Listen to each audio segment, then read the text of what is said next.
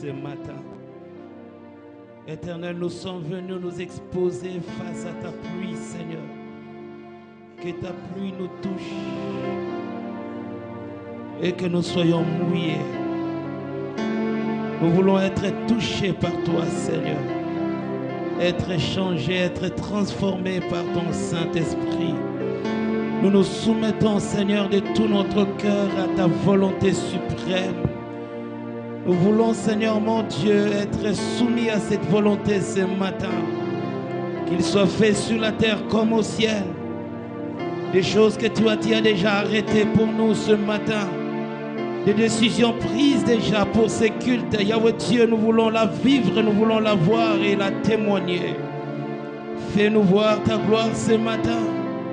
Que la pluie de grâce, la pluie de faveur, la pluie des miracles et des guérisons, la pluie des opportunités, que cela se manifeste ce matin. Yahweh Dieu, nous ne sommes pas là pour l'homme, nous sommes là pour Dieu.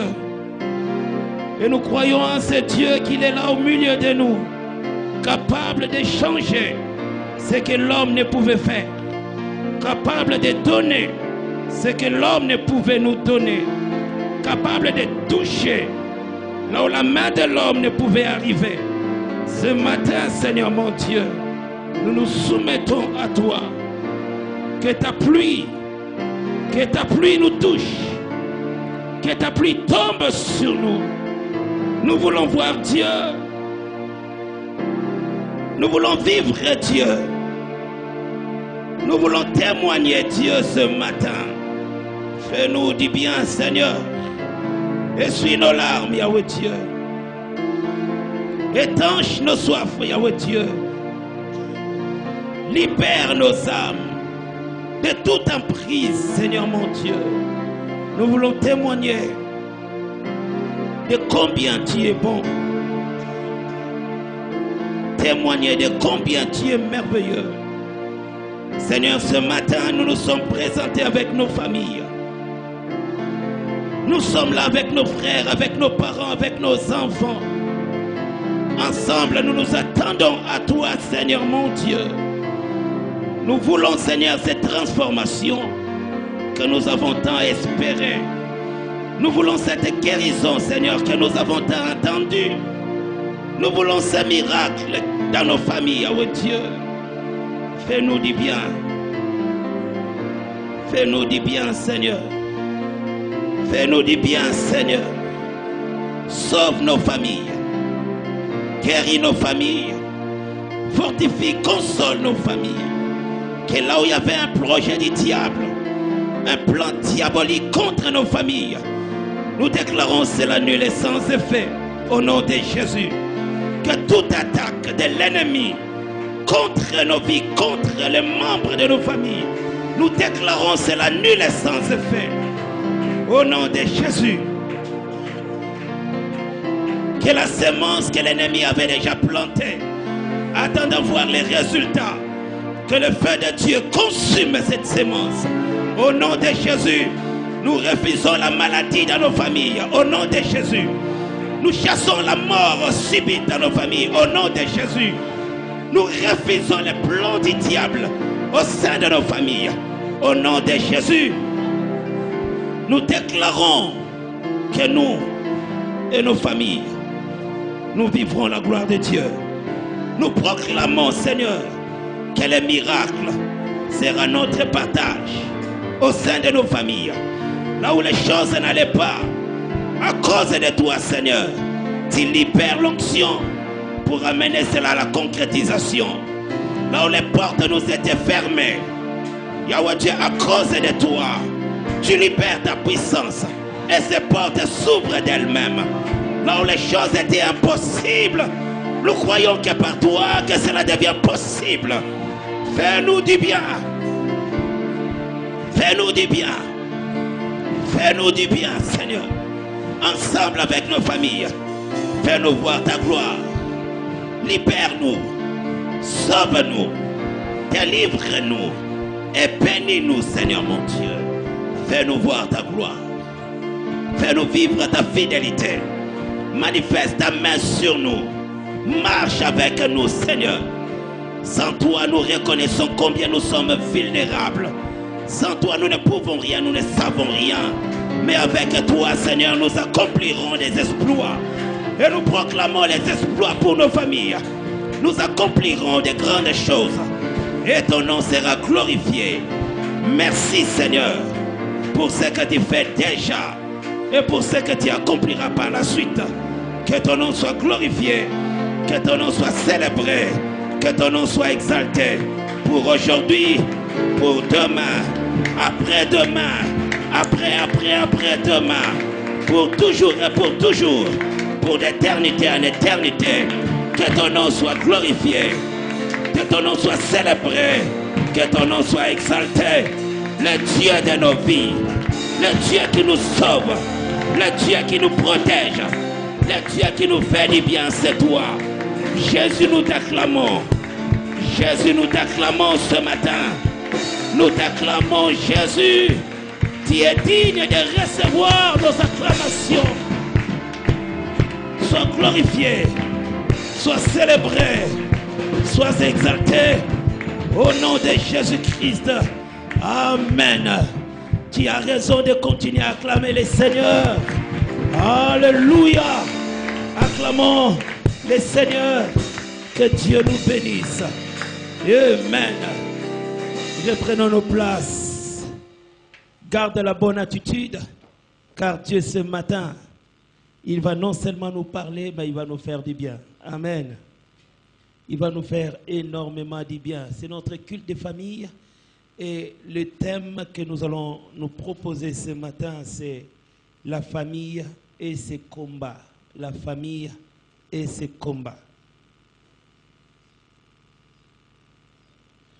Je bénis ceux-là qui écrivent, qui pensent garder ces messages. C'est vrai que tu as une bonne tête, mais après 1 mois, 2 mois, il est certain que tu n'as pas la capacité de garder ces messages. C'est pourquoi c'est important d'avoir un bloc-notes, un stylo quand tu viens au culte, parce qu'il y aura des points importants qui vont te concerner, dont il faudra réellement le mentionner quelque part.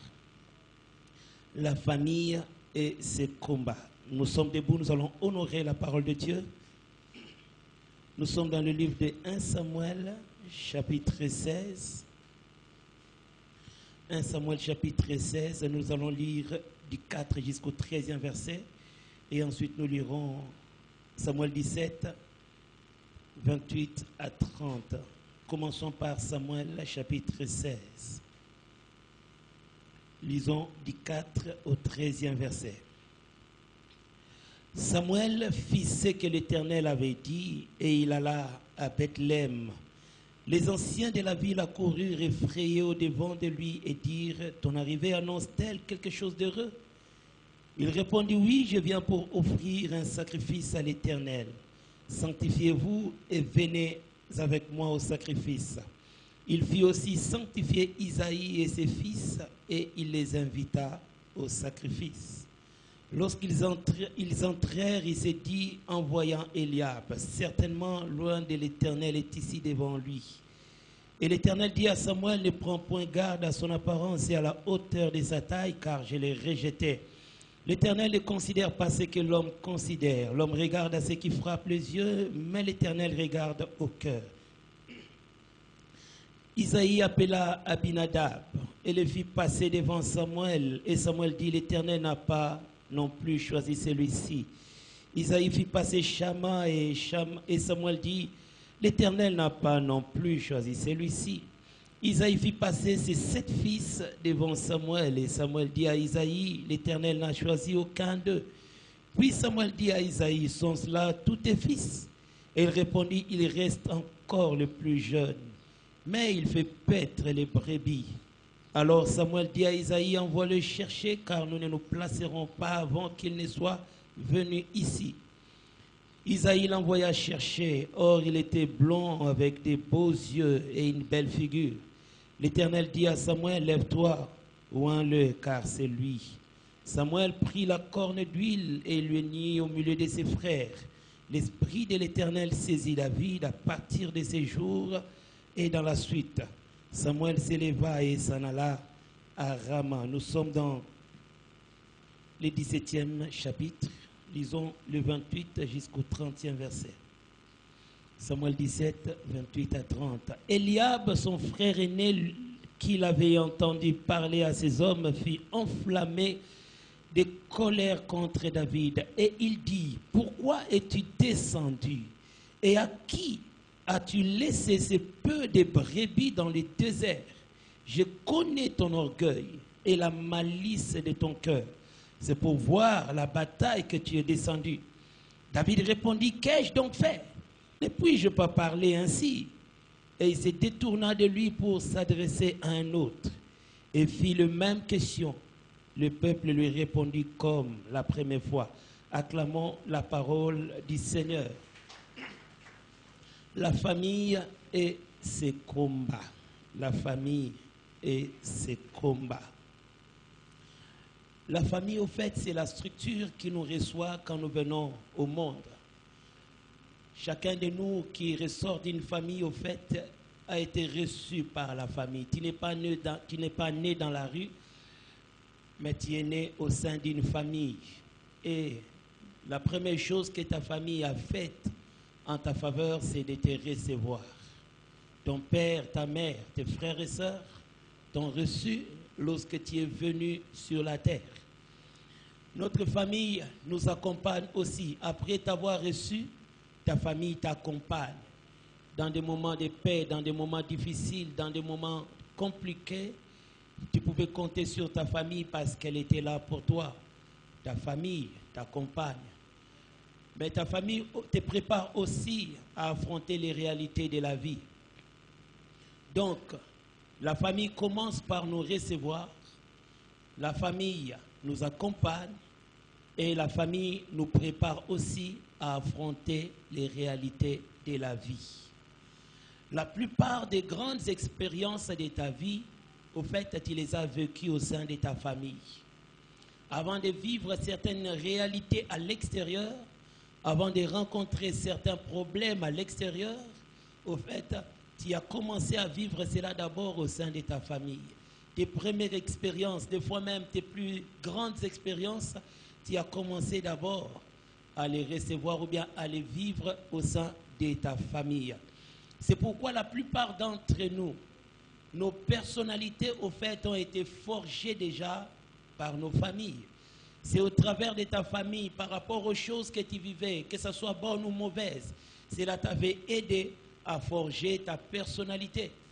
Il y a certains enfants qui ont grandi avec beaucoup de difficultés et ces difficultés ont su forger leur personnalité. Il y a aussi des personnes qui sont devenues aigries, méchants, compliqués tout simplement à cause des réalités, des problèmes qu'ils avaient vécus au sein de leur famille. Donc, dans nos familles, cela nous permet aussi de forger nos personnalités. Et retenons que l'image que nous avons du monde, l'image que nous avons des autres, et des fois l'image que nous avons de nous-mêmes provient déjà au départ au sein de nos familles. Certaines personnes qui ont grandi avec des familles où il y avait tellement de l'amour, papa et maman s'aimaient tellement, entre eux il y avait déjà tellement de l'amour, cela a permis à ce qu'ils puissent avoir une certaine image du monde en commençant par ce qu'ils ont vécu dans leur famille. Ils ont une image positive du monde. Pourquoi? Parce qu'ils ont vécu réellement des choses positives déjà au sein de leur famille. Mais il y a aussi des personnes qui ont une très mauvaise image du monde. Pourquoi? Parce qu'ils ont grandi dans un environnement hostile. C'était la guerre à la maison. Chaque soir, papa devait combattre avec maman. Les grands frères, les grandes sœurs se chamaillaient à tout moment. Il a vu ça, il a grandi avec ça, et cela a façonné l'image du monde qu'il a. Pour lui, peut-être une telle personne qui a vécu la guerre dans sa maison, les combats, les difficultés dans sa famille, cela peut déformer son image du monde. En sortant du monde, en vivant dans la société, il voit ce qu'il a vécu dans sa famille et cela ne lui permet pas de vivre correctement. Il y a certaines personnes qui sont à tout moment dans les qui-vive. Pourquoi? Parce que c'est comme ça qu'ils grandissaient dans leur maison. Il ne sait pas faire confiance à quelqu'un parce que pour lui, les meilleures blessures, les meilleures déceptions, il les a reçues à la maison. C'était à domicile qu'on lui avait blessé.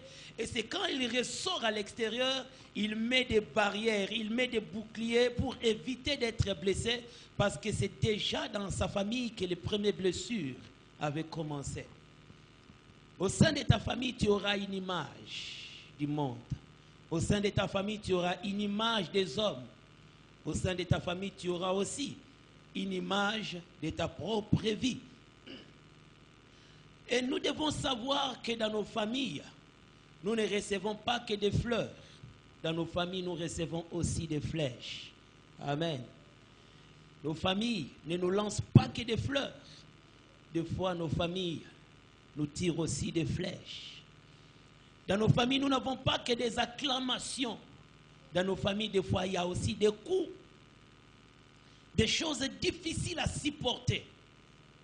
Des événements qui t'amènent à te poser des questions. Suis-je réellement leur propre frère? Ou bien on m'avait pris quelque part?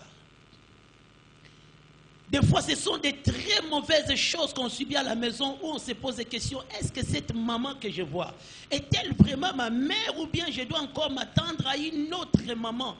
Parce que ce que je vis avec elle, je ne peux pas imaginer qu'une mère peut faire de telles choses à sa fille. Dans nos maisons, des fois, il y a des coups où tu sens vraiment que ici, comme si on ne m'aimait pas, comme si on ne comptait pas sur moi, comme si je ne comptais pas à leurs yeux. Et lorsque nous avons des fleurs, nous disons gloire à Dieu. Lorsque nous recevons des acclamations, nous bénissons les Seigneurs. Mais n'oublions pas qu'il n'y aura pas que des fleurs, il n'y aura pas que des acclamations. Des fois, ça sera des flèches. Et la flèche n'est pas pour te faire du bien. Les coups ne sont pas que pour te faire du bien. Ce sont des choses, des fois, que nous recevons au sein de nos familles. C'est ce que moi j'appelle le combat des familles. Amen. Bien aimé, dans nos familles, il y a aussi des combats. Il y a des difficultés des fois que nous rencontrons, non pas avec des gens de l'extérieur, mais avec nos propres frères, avec nos propres sœurs. Des difficultés que nous rencontrons avec nos propres parents. Ta mère qui t'a engendré, mais c'est elle qui te combat. Ton père qui t'a engendré, mais c'est lui qui est ton obstacle. Tes propres frères. C'est eux qui constituent en fait les barrières de ta vie, les obstacles de ta vie. Ce sont les combats des familles. Et chacun a ses propres combats. Les combats de nos familles ne sont pas identiques. Dans chaque famille, il y a une certaine forme de combat. Dans ma famille, mes combats ne sont pas pareils à tes combats. Et les combats que tu vis dans ta famille ne sont pas pareils à ceux que moi je vis chez moi. Chacun vit le combat selon la dimension de leur réalité, selon la proportionnalité de leur réalité. Mais dans nos familles, nous n'avons pas que des fleurs. Nous avons aussi des flèches. C'est pourquoi lorsqu'on atteint un certain niveau de maturité, on reçoit des fleurs comme quelque chose de bien, mais on veille sur l'attitude lorsqu'on reçoit des flèches. Il ne faut pas qu'à chaque fois que nous recevons des flèches, et que cela nous pousse à changer d'attitude, à chercher aussi comment relancer des flèches en retour. Nous devons savoir comment est-ce que nous devons vivre avec nos bien-aimés, même qui nous lancent des flèches. Nous devons savoir comment nous comporter même avec des frères qui nous lancent des coups, qui nous donnent des coups. Pourquoi? Pour veiller à la base, aux fondations de la famille. Alléluia. Si toi tu es chrétien, tu dois veiller à ce que même si ta famille te lance des flèches, ton père, ta mère, tes frères et sœurs te lancent des flèches, que tu ne sois pas aussi dans l'attitude de répliquer les flèches. Parce que si toi, à ton tour, tu répliques aussi, la famille sera disloquée et il n'en existera plus. Et plusieurs familles aujourd'hui n'ont que la forme, elles n'ont plus le fond. Pourquoi? Parce que les flèches qui quittaient à gauche ont été aussi vengées par des flèches à droite. La grande sœur avait fait des choses, la petite sœur aussi dit que je ne fermerai pas la bouche, j'agirai aussi. Et c'est comme ça que ces échanges ont totalement anéanti la famille. Maman avait fait des choses, l'enfant se décide aussi de se venger. Il réplique à la maman. Et la maman aussi, dans une position d'autorité, se dit, je te maudis. Et là, la famille a fini d'exister. Bien aimé, lorsque tu reçois des flèches, lorsque tu accumules des coups, tu dois garder la bonne attitude. Pourquoi? Parce que le coup d'aujourd'hui peut être un problème pour aujourd'hui, mais peut-être une facilité pour demain. Le mal que tu subis aujourd'hui n'est pas seulement un moyen pour te détruire, mais des fois c'est mal, ça te construit pour que tu deviennes encore meilleur demain. On peut te blesser aujourd'hui croyant que c'est pour ta mort, alors que les blessures t'ont forgé, t'ont donné le caractère pour tenir face à ton avenir. Tu dois toujours prendre le bon côté des flèches qu'on te lance, des coups que tu subis, transformer cela pour un bon avenir. Joseph pouvait dire, vous avez pensé me faire du mal, mais Dieu l'a changé en bien. Il a pris la chose qu'il avait subie, il a transformé ça du bon côté et cela lui a permis d'atteindre son objectif. Des fois, l'objectif de ta vie ne dépendra pas des fleurs, mais les objectifs de ta vie dépendront des flèches qu'on te lance. Des fois, tu ne deviendras pas meilleur à cause des acclamations, mais des fois, tu deviendras meilleur à cause des coups que tu reçois. Des fois, ce sont des coups de la vie qui forgent notre comportement et qui nous donnent la mentalité des guerriers. Certaines personnes, elles sont des guerriers. Pourquoi? La guerre a commencé à la maison. Ces difficultés ont commencé à la maison. Et quand il est sorti, tout ce que vous faites, ça ne lui dit plus rien. Pourquoi? Il a vu plus que ça. Quand il est trahi, il s'en fout. Pourquoi? La trahison avait commencé par les grands frères. Quand il insulte, il s'en fout. Pourquoi? Sa propre mère l'insultait. Quand il lui dit Moutou Mounene, Moutou Mounene, maman n'a pas fait Moutou Mounene. Et ça, il a wasikate. Il y a certaines personnes, à chaque fois quand ils ont un problème, du coup ils ont se morfondre, ils commencent à pleurer, à faire comme si la terre n'existait plus. Pourquoi? Parce qu'ils n'ont jamais subi de telles choses dans leur famille. C'est pourquoi à la place de maudire ceux-là qui te maudissent, bénis l'Éternel. Pourquoi? Parce que ce que tu vis, c'est pour ton bien. Tu dois les capitaliser et cela te permettra d'atteindre un jour ton objectif. Alléluia. Est-ce que quelqu'un me comprend? Au lieu de te lamenter à chaque fois, na famille balinga ngaite, na famille bokipa ngaite, na famille bosunga ngaite, prends ça du bon côté et essaie d'amener ça dans ta vie. Tu verras que ça peut t'aider à t'en sortir demain. Un jour, si tu te retrouves avec des amis qui ne s'occupent pas de toi, tu vas te souvenir que dans ma propre famille, on ne s'occupait pas de moi. Et c'est comme ça que je peux continuer ma marche. Alléluia. Des fleurs, c'est bon. Mais des flèches aussi, ça peut être bon. Des acclamations, gloire à Dieu. Mais même des coups aussi, nous les prenons et nous les transformons pour un meilleur avenir. Le combat de Joseph, c'était la jalousie et la haine de ses frères. Ses frères ne l'aimaient pas à cause des songes qu'il faisait. Ses frères étaient remplis de jalousie envers lui, tout simplement parce qu'il leur disait des songes qu'il faisait. C'était ça son combat. Et quand vous regardez l'attitude de Joseph, il savait que dans ce combat, il ne devait pas se venger. Il savait que dans ce combat, il ne devait pas répliquer. Il a pris ses flèches, il a pris ses coups et il les a arrangés en sa faveur. Il voyait le combat, mais il a dit que je ne peux pas combattre comme eux. Je ne peux pas répliquer comme eux. Je ne peux pas utiliser les mêmes armes que eux. Pendant qu'ils m'attaquent, pendant qu'ils me blessent, pendant qu'ils me font du mal, moi je vais capitaliser cela et je vais avancer pour atteindre mon objectif. Et même dans sa gloire, il ne s'était pas vengé de tout le mal qu'il avait subi. Comment tu réagis face aux flèches qui proviennent de tes frères et sœurs? Comment est-ce que tu réagis lorsque tu reçois des moqueries dans ta propre maison? Comment est-ce que tu vis lorsque ta propre mère, ton propre père, n'agit pas bien correctement en ta faveur? Joseph, il savait qu'il ne devait pas se venger parce qu'il allait perdre. Il avait pris ça du bon côté. Et cela lui a permis d'atteindre un jour son objectif. De même, lorsque nous regardons la vie de Jephthé, ses frères l'ont rejeté. Pourquoi? Parce qu'ils ont dit que c'était l'enfant d'une prostituée. Comme c'était l'enfant d'une autre mère, ses propres frères ont dit que toi, tu n'hériteras pas avec nous. On l'a chassé de leur héritage. Il est parti, mais dans son cœur, il n'avait pas gardé la haine. Il n'a pas utilisé le même mécanisme que ceux-là qui l'avaient fait du mal. Il n'a pas utilisé la même méthode que ceux-là qui l'avaient lancé des flèches. Il avait reçu des coups, mais il a dit, je ne répondrai pas face aux coups. Et Dieu l'avait justifié. Dieu l'avait vengé d'une autre manière. Les mêmes personnes qui l'avaient rejeté, ce sont ces personnes qui sont venues les chercher pour qu'il règne sur eux. Frères et sœurs, si tu agis bien, tes blessures d'aujourd'hui constituera ta bénédiction de demain.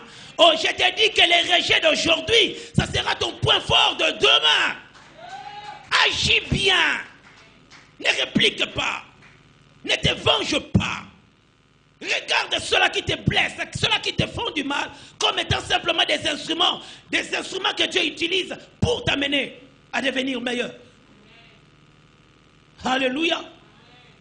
Et le combat de David, c'était un combat de rejet dans sa propre famille. David aussi vivait ces combats, non pas à l'extérieur, mais déjà dans sa famille. Dans le 16e chapitre, nous voyons déjà ce qui s'était passé. Lorsque nous lisons 1 Samuel 16,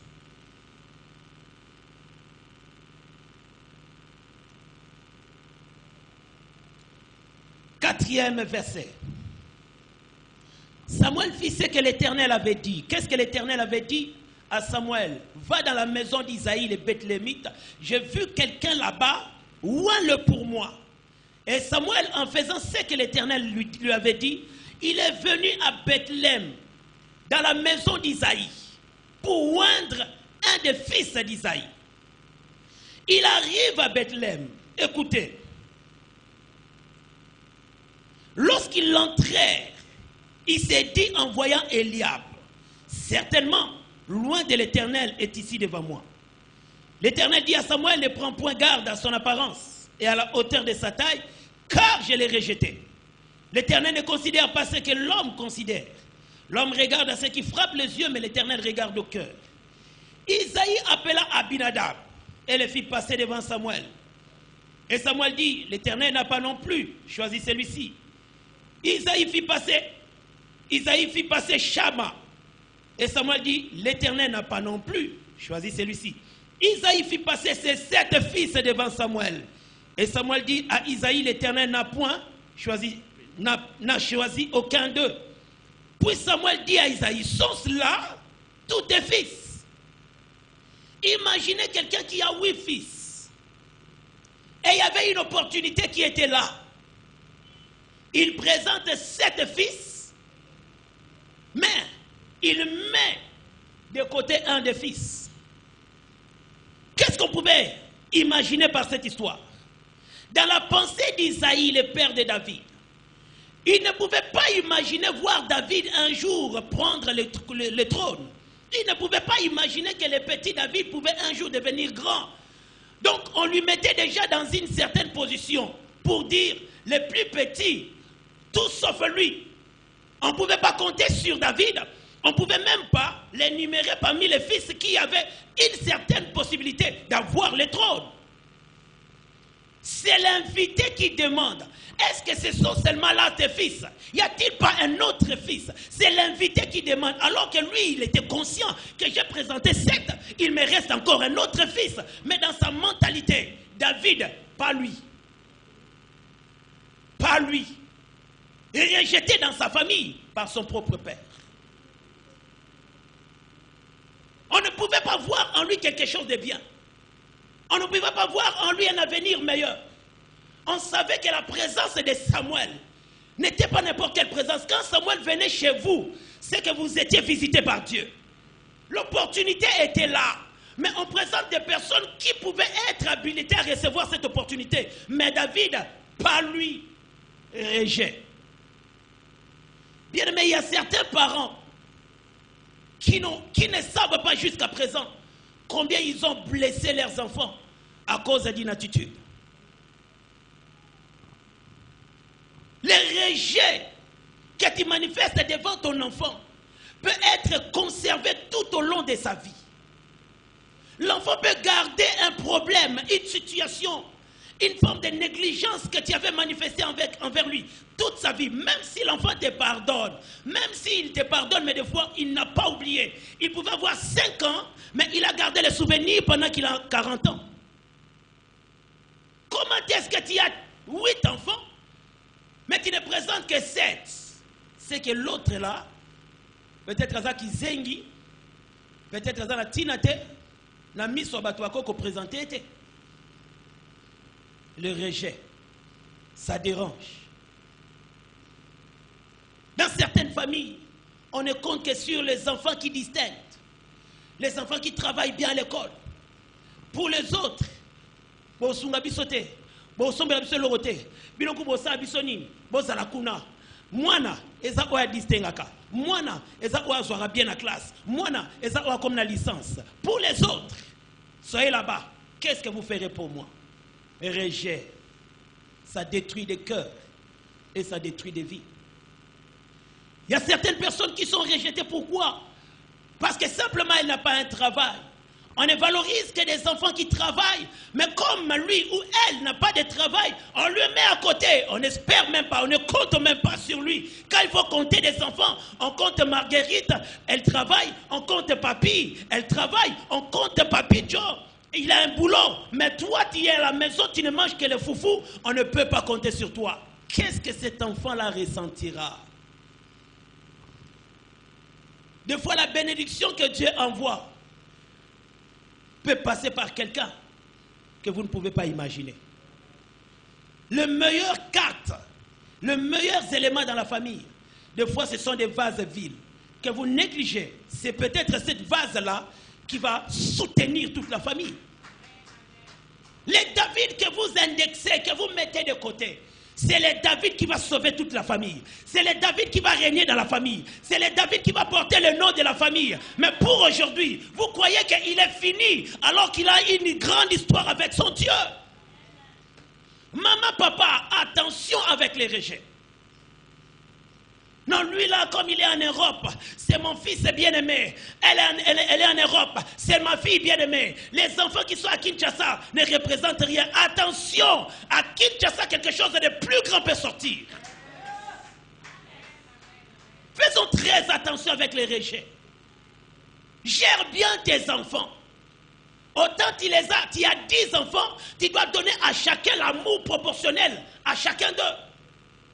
L'enfant, lorsqu'il ressent déjà que maman ne m'aime pas, papa ne m'aime pas, il prendra aussi une position. Et ça ne sera pas à ta faveur. David n'était pas compté dans sa maison. Mais c'était lui, le choix de Dieu. Bien, mais le choix de Dieu ne dépend pas des hommes. Le choix de Dieu, c'est le résultat de sa souveraineté. Tu peux étudier, tu peux être la plus belle, tu peux être le plus intelligent. Mais si Dieu veut commencer une histoire, il ne viendra pas seulement avec le plus qualifié, mais il va qualifier celui qui va choisir. Oh, pourquoi Dieu est parti là-bas? Parce que lui, il part souvent là-bas. Des personnes négligées, mais qui sont devenues des personnes importantes dans leur famille. Des personnes abandonnées, mais qui sont devenus des piliers de leur famille. On les voyait comme s'il était perdu, alors que c'était lui la racine même de la famille. Est-ce que je parle à quelqu'un? C'est pourquoi toi qu'on rejette, ne te rejette pas toi-même. Même si on t'a abandonné, ne t'abandonne pas toi-même. Aime-toi encore davantage. Pourquoi? Parce que si tu t'abandonnes, un jour tu vas te suicider. Parce que déjà les gens ne t'aiment pas. Tu sens déjà combien est-ce qu'on ne te valorise pas. Et en ce moment-là, la meilleure chose à faire, c'est de te valoriser toi-même. C'est pourquoi dans Psaume 139, verset 4, David a dit, je suis une créature si merveilleuse. Même si vous ne voulez pas me considérer, moi, j'ai de la considération devant Dieu. Alléluia. Son premier rejet a commencé par son propre père, qui savait que j'avais un enfant qui s'appelait David. Mais au moment des opportunités, pas lui. Peut-être ça t'arrive aussi. Dans ta famille, tu ressens de plus en plus ce manque d'affection à ton égard. Tu ressens de plus en plus ce manque de considération à ton égard. Peut-être parce que tu n'es pas encore marié. Tu sens qu'on ne valorise que des sœurs qui sont mariées. Peut-être parce que tu ne travailles pas. Tu sens vraiment que ceux-là qui travaillent, on les célèbre, mais pas toi. Peut-être que parce que tu n'as pas les diplômes de licence.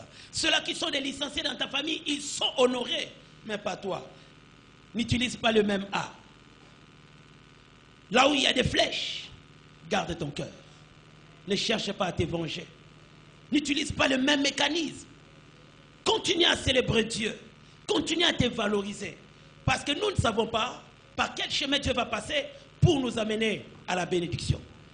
Il peut passer par le plus important, mais il peut aussi passer par le moins important, comme David. Deuxième rejet, nous le voyons dans le 17e verset. 1 Samuel 17. Commençons par le 28e verset. Eliab, son frère aîné, qu'il avait entendu parler à ses hommes, fut enflammé de colère contre David et dit: pourquoi es-tu descendu? Et à qui as-tu laissé ces peu de brebis dans les déserts? Je connais ton orgueil et la malice de ton cœur. C'est pour voir la bataille que tu es descendu. Un autre rejet par son frère. Il parlait devant tout le monde. Il minimisait son frère devant tout le monde. Il déconsidérait son frère devant tout le monde. David était habitué au rejet de la part de son père, mais aussi de son frère aîné, qui a aussi dévalorisé David. Écoutez ce qu'il dit. Il fut enflammé de colère contre David. Il dit: pourquoi es-tu descendu? Et à qui as-tu laissé ces peu de brebis dans les déserts? Je connais ton orgueil et ta malice de ton cœur. C'est pour voir la bataille que tu es venu. On considérait David comme un petit enfant, alors qu'à ce moment, il pouvait avoir entre 18 et 19 ans. Il était déjà un homme, parce que son père, en l'envoyant pour déposer des biens, c'est qu'il avait une certaine considération. Il savait que David pouvait prendre certaines responsabilités. Mais il arrive devant Eliab. Eliab le considère comme un moins que rien devant tout le monde. Eliab minimise David. Je connais ta malice. Je connais ton orgueil. Tu n'es pas venu ici pour faire ce que tu as dit. Tu es venu seulement pour contempler, pour voir. Il a négligé cet homme. Bien aimé, vous savez, il y a certaines personnes dans nos familles qui sont des experts pour dénigrer les gens. Si vous avez un Eliab dans votre maison, Eliab peut être un père, Eliab peut être une mère, Eliab peut être un frère ou une sœur, quelqu'un de plus âgé que toi, mais qui, stratégiquement, tout ce qu'il fait, c'est pour te blesser. Les Eliab, ils n'encouragent pas parce qu'ils n'ont pas le cœur pour encourager, mais ils sont experts en découragement. Ils savent bien décourager. Ils savent bien minimiser les gens. Tout ce qu'ils font, tout ce qu'ils savent faire, c'est te ramener de là où tu étais pour te mettre dans un coin. Les Eliab, en fait, ce sont des personnes que nous pouvons avoir dans nos familles, qui t'ont déjà placé dans un coin et qui croient que c'est là-bas où tu as ta place. Toi, tu ne réussiras pas. Pourquoi? Parce que tu es comme ça, tu es comme ça.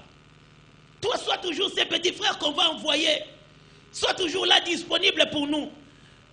Tout ce que tu peux faire, c'est quoi? Être disponible pour qu'on t'envoie, pour qu'on t'envoie, pour qu'on t'envoie. Les Eliab sont comme ça. Ils t'ont déjà caricaturé. Ils ont déjà estimé ta valeur. Et ils ne peuvent pas changer. Ils savent que tu es un petit, tu n'as rien, tu n'as pas de diplôme, tu ne te marieras pas, tu ne travailleras pas. Sois seulement à notre service. Mais j'aimerais dire à Eliab que tu t'es trompé. Tu t'es trompé. Si tu m'as placé dans un coin, Dieu est déjà venu me déplacer. Si tu m'avais dévalorisé, Dieu est déjà venu me valoriser. Si tu ne me considérais pas, Dieu m'a déjà considéré. C'est pourquoi les Eliab seront toujours surpris de voir que David, qui était derrière les bergers, il a sauté pour se retrouver dans le trône. Ne regarde pas Eliab avec un esprit de la vengeance. Non, laisse-le. C'est un esprit qui le pousse à faire comme ça. Toi, garde toujours ta bonne attitude. Là où il te place, c'est selon lui, mais pas selon Dieu. Ce qu'il dit, c'est selon lui, mais pas selon Dieu. Bien, parce que tu peux dire des choses sur quelqu'un, mais la meilleure des choses vient du ciel. Celui qui nous connaît, qui connaît le présent, le futur de chaque personne, ce n'est que l'Éternel. C'est le Créateur qui connaît tout de nous. Même moi, je peux me tromper sur toi. Mais Dieu qui t'a créé, il connaît tout de toi. C'est pourquoi c'est lui qui a les véritables mots sur ta vie. Toute personne peut dire des choses, mais c'est la parole de Dieu qui doit primer dans ta vie. Alors ne pleure pas lorsque les gens te minimisent. Lorsqu'ils vont te caricaturer, ne pleure pas. Écoute ce que Dieu dit pour toi. Et non pas ce que les hommes disent pour toi. Faisons très attention avec les Eliab. Quand ils ouvrent la bouche pour parler, ça ne sera pas pour nous encourager. Ça ne sera que pour des découragements. Amen. Les Eliab, en fait, la deuxième chose qu'ils savent faire, ils ne croiront jamais en toi, quels que soient les exploits que tu feras. Lorsque vous avez un Eliab dans votre maison, distingue même, ça ne lui dira rien. Trouve même du travail. Pour lui, il s'en fout. Même si tu t'es marié, il s'en fout. Tes exploits ne lui dira rien. Pourquoi? Parce que simplement, il t'a vu dans tes faiblesses. Il t'a vu quand il grandissait. Il t'a vu quand il n'avait rien. Il t'a vu quand il était encore étudiant. Et c'est tout ce qu'il va garder de toi. Même quand il devient grand, Eliab s'en fout. Il va te considérer toujours comme mon petit Eliab, mon petit David, mon petit enfant. Cet enfant-là que j'ai vu naître. Bien aimé, il y a un temps pour toutes choses. Il y a un temps où le petit deviendra grand. Il y a un temps où le faible deviendra puissant. Et tu dois aussi le considérer dans sa dimension de la puissance. Aujourd'hui, si je deviens papa, tu ne dois pas me considérer comme un enfant. Makambo échanger, zwanga na ndenga lelo, kozonga na ndenga lobité. Oh, te yopo ngoloba, na loba te poani, so loba na loba ite lelo, il faut na loba pour makambo échanger. Et les gens qui ne veulent pas changer, lorsque le temps change, ils souffrent et ils souffrent encore. Même les bien-aimés que nous dirigeons, demain ils seront des grands hommes de Dieu. Je ne les prendrai plus comme ils étaient avant, non. Moi, mon pasteur ne me prend plus comme le petit qu'il est, non. Il me prend maintenant comme un responsable d'une église. Il parle avec moi comme étant un responsable d'une église. Mais il y a des parents, même si tu deviens ministre, pour ça, on t'innoga au kombe zakaka. Au comme ministre, zolanga kombola kombola, na motema mabe kaka. Au comme tu mounes mais yela ay fukama. Eliab yaya, temps s'est changé. Temps changé. Si le temps change, ça change. Et il faut s'adapter au temps qui a changé. Il y a un homme politique qui avait souffert à un certain moment.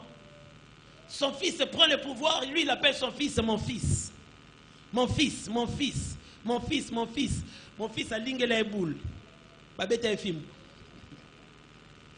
N'habite comme ça, papa aime le film. Frères et sœurs, lorsque tu es en face d'un Eliab, il ne comprend jamais les temps qui passent. Il ne comprend jamais les temps qui changent. Ils veulent toujours te ramener en arrière. Tout le monde te respecte, tu es madame. Quand tu viens quelque part, tout le monde te considère. Mais Eliab, quand il te voit, batanga, basibe batanga yo, moi si ni nazawana. Yo kasi na otoso ne ba otoso. Et tosa ye kwa maman mukonzi. Est-ce que quelqu'un me comprend? C'est tout simplement par mauvais cœur. Lorsque ton cœur est très bien avec la personne, tu vas célébrer Dieu dans sa grandeur.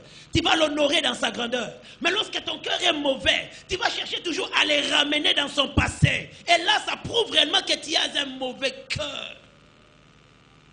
Eliab fait très attention. Que le temps qui change ne t'emporte pas. Troisième attitude de Eliab. Ils utilisent toujours leur position comme une domination. Quand il est en face d'un Eliab, lui, en fait, sa position d'aîné, sa position de père, sa position de mère, en fait, c'est un moyen pour te dominer. Ce n'est pas un moyen pour t'orienter, un moyen pour te diriger, non. Si seulement il est plus âgé, si seulement il est plus grand que toi, il utilisera ces moyens pour te mater et pour te dominer. Des gens qui font des intimidations, tout simplement parce qu'il est père, parce qu'il est mère. So sakana omodir yo, mutasali ni po modir ye. Nazayaya, nazayaya, nazayaya. Keba, so sakana olakelo mabe. Même si mutasali l'autre. Ta position seulement devient un moyen pour intimider les gens. Un moyen pour lancer des défis aux gens. Un moyen pour faire peur. Un moyen de terreur. Là, c'est l'expression d'un mauvais cœur. Et nous avons de telles personnes dans nos familles. Tellement aigries. Surtout quand il avance. Son cœur s'abîme encore. Il cherche des opportunités tout simplement pour te déranger. Tu viens à la maison peut-être chez les parents, peut-être que omoni bana lelo, azo le kanga zo pesa mbote te poisson mi voiture. Eliab, bote mamabe. Maman omoni, yamana na epsa ko maman, na olakelae. Eliab. Alléluia. Ce sont des personnes qui ont un mauvais cœur. David était venu dans les champs de bataille. Il pose la question, que fera-t-on à celui qui vaincra ces Philistins? On lui dit de bonnes choses qui avaient touché le cœur de David. Il pensait relever les défis. Mais Eliab voulait les ramener toujours à surveiller les brebis, à les ramener toujours en arrière alors que David voyait son futur. Frères et sœurs, faisons très attention en face d'Eliab. Ils peuvent diminuer ton enthousiasme. Ils peuvent anéantir ta détermination. Ils ont tellement de paroles pour étouffer ta foi. Si tu ne veilles pas, ils peuvent déranger même ton parcours. C'est pourquoi j'aimerais dire ceci. En tant que David, le plus important, ce ne sont pas des paroles que tu entends d'Eliab. Quand tu es David, il faut davantage voir l'onction qui était sur toi, que Samuel avait placée sur toi. Si tu es David, ce qui doit tourner dans ton cœur, ce ne sont pas des flèches que Eliab te lance. Si tu es David, il faut voir ces jours-là. Il faut te souvenir de ces jours-là où l'onction sur la corne coulait sur ta tête. C'est la chose que tu ne dois jamais oublier. Parce que plus on garde les souvenirs de ce que Dieu a fait, plus aussi on fonctionne comme Dieu voudra dans ta vie. Quand tu gardes les mauvais souvenirs, ça va te désorienter. Mais quand tu gardes les bons souvenirs avec Dieu, ce qu'il avait fait avec toi, ça va toujours te donner la détermination d'avancer. Pourquoi? Parce que tu sauras qu'il est avec toi. David ne craint rien. Si Eliab ne quitte pas ta voie, tu sauteras pour atteindre ton trône. Alléluia. Tu sauteras pour atteindre ton trône. Autant tu es David, autant tu ne dois pas te faire des réalités que tu subis. Autant tu es David, tu ne dois pas te déranger. Parce que c'est toi qui portes l'huile. C'est toi qui es le futur roi. C'est toi qui as l'avenir entre tes mains. Et quand tu es David, tu dois savoir que tu as une lourde responsabilité. Tu as l'avenir de tout un peuple entre tes mains. Et tu dois avoir un bon cœur. Tu ne dois pas te comporter comme Eliab. Tu ne dois pas te comporter comme Isaïe le père. Mais tu dois savoir comment est-ce que tu dois vivre. Parce que l'avenir de plusieurs repose sur toi. Bien aimé, pour bénir une famille, Dieu n'a pas forcément besoin d'élever tout le monde. Des fois, il commence par une seule personne. Et c'est au travers de cet homme que la famille sera épanouie. Dans votre famille, il y a un David. Et c'est au travers de lui que la famille changera de forme. Dans chaque famille, il y a quelqu'un que Dieu utilise. Dans chaque famille, il y a quelqu'un qui est l'élément de Dieu pour amener un nouveau temps au sein des familles. C'est pourquoi lorsque tu es cette personne et t'en fais pas, il y aura des flèches, il y aura des coups. Garde ton cœur pour Dieu. Il y aura des gens qui ne vont pas te reconnaître. Il y aura des gens qui vont te minimiser. Ils vont parler mal de toi. Mais continue à faire ce que Dieu t'a demandé de faire. Même si ça vient de ta propre famille, même si c'est ton propre père qui donne un mauvais témoignage, ta propre mère qui donne un mauvais témoignage, tes propres frères qui expriment réellement leur haine contre toi, ne les dérange pas, continue à avancer. J'aime l'attitude de David.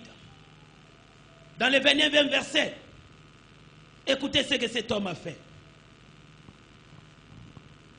Lorsque son frère a dénigré David, David répondit, qu'ai-je donc fait? Ne puis-je pas parler ainsi?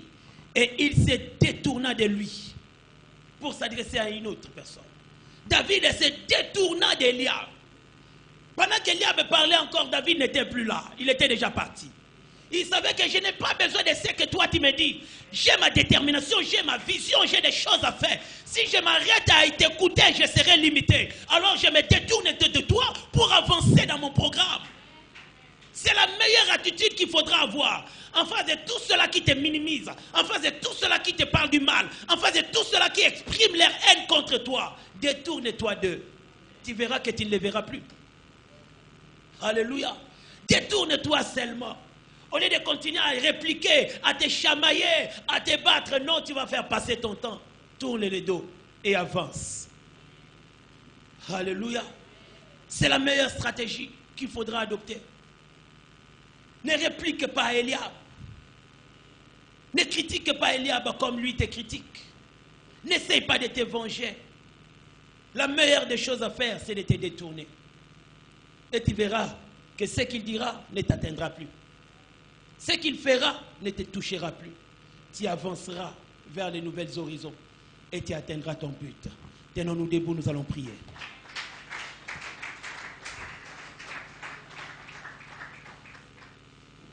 J'aimerais que nous prions.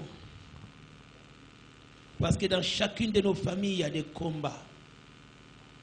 Il y a de ceux-là qui remportent ces batailles, ces combats, mais il y en a d'autres qui sont écrasés par les combats. Tu auras toujours à vivre des réalités désagréables, des choses qui vont te déplaire, des gens sur qui peut-être que tu pouvais compter, mais qui vont te blesser. Des personnes avec qui tu pouvais faire route ensemble, mais qui vont te parler très mal, qui vont dire des choses contre toi. Autant tu es David, tu dois comprendre que cela peut arriver. Des flèches, des coups peuvent arriver, mais tu dois garder une bonne attitude. J'aimerais que tu pries pour ton cœur, que tu dises à Dieu, donne-moi le cœur pour supporter. Donne-moi le cœur pour continuer à aimer même là où j'étais haï. Donne-moi le cœur pour te servir même là où j'étais découragé et anéanti. Donne-moi le cœur pour pardonner là où j'avais réellement subi la trahison. Prie pour ton cœur, parce que c'est un élément très important qui permet à Dieu de t'utiliser, de bénir et d'accomplir ses promesses envers toi. Dis à Dieu, je te donne mon cœur. Mupembango molaye ngamoko nakokite